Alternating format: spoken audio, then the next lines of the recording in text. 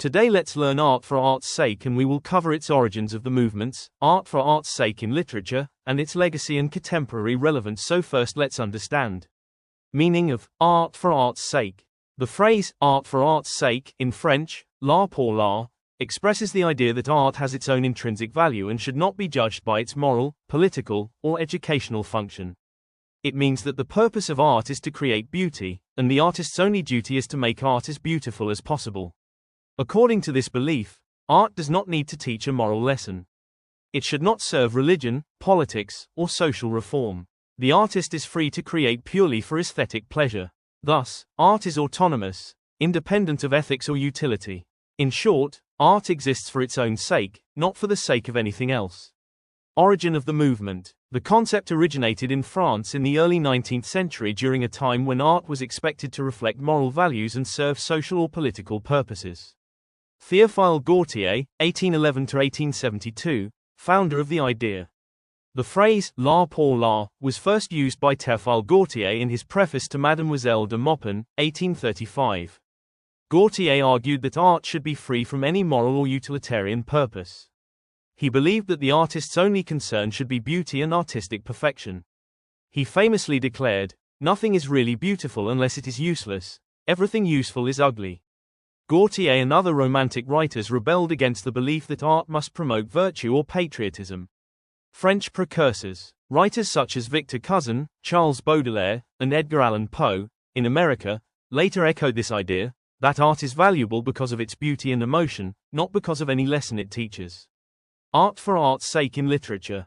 The idea spread from France to England in the mid to late 19th century, where it inspired the aesthetic movement in both literature and visual arts. The aesthetic movement, England. The aesthetic movement, 1870s–1890s, emphasized beauty, form, and sensory experience over moral or social messages. Its motto was, "Beauty above all things." Key figures. Walter Pater, 1839–1894.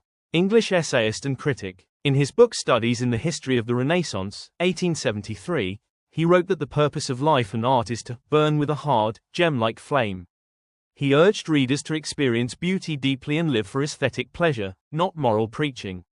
Pater's ideas deeply influenced younger artists and writers like Oscar Wilde. Oscar Wilde, 1854–1900, the most famous advocate of art for art's sake.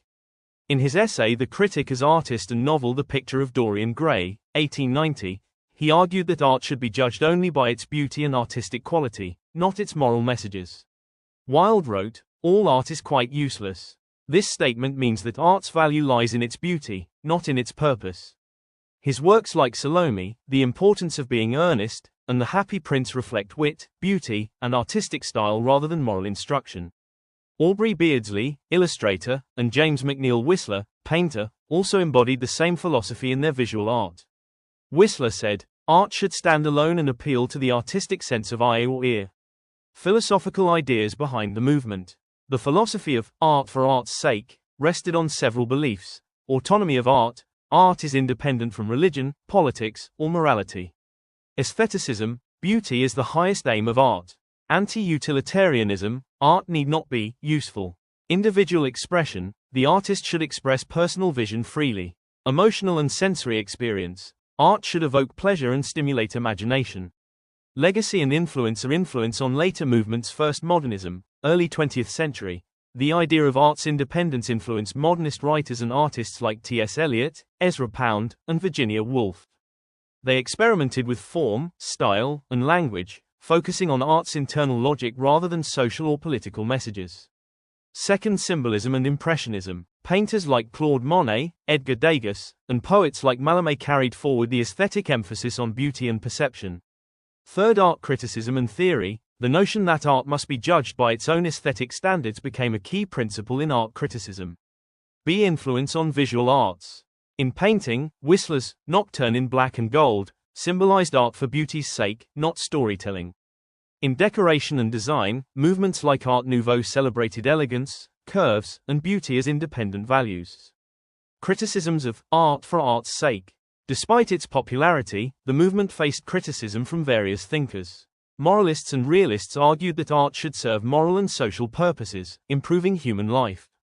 Leo Tolstoy in What is Art? 1897, condemned it as selfish and decadent, believing true art must communicate moral truth. Some viewed the movement as elitist, appealing only to the educated upper class and ignoring real-world struggles. Contemporary relevance. In the 21st century, the debate around art for art's sake remains highly relevant, or artistic freedom. The movement's greatest legacy is the freedom of artistic expression. Artists, writers, and filmmakers today still defend their right to create art without censorship or moral control. Modern debates. Some contemporary thinkers believe art should raise awareness about social, political, or environmental issues. Others maintain that beauty itself is enough, and that pure aesthetics still have value in a chaotic, utilitarian world. In popular culture. In fashion, architecture, cinema, and digital art, many creators still follow aesthetic principles first. For example, films and music videos often focus more on visual beauty and emotional experience than moral messages, reflecting the same philosophy. Conclusion. The movement of art for art's sake liberated artists from moral, political, and religious control. It taught that art can exist purely for beauty, pleasure, and expression. Although critics call it detached from social reality, its influence continues to shape how we understand art today. It established a timeless truth. Art, like love, exists for its own sake, to express beauty, not to serve purpose. I hope you have understood. Please like, comment, share and subscribe to my channel. Thank you.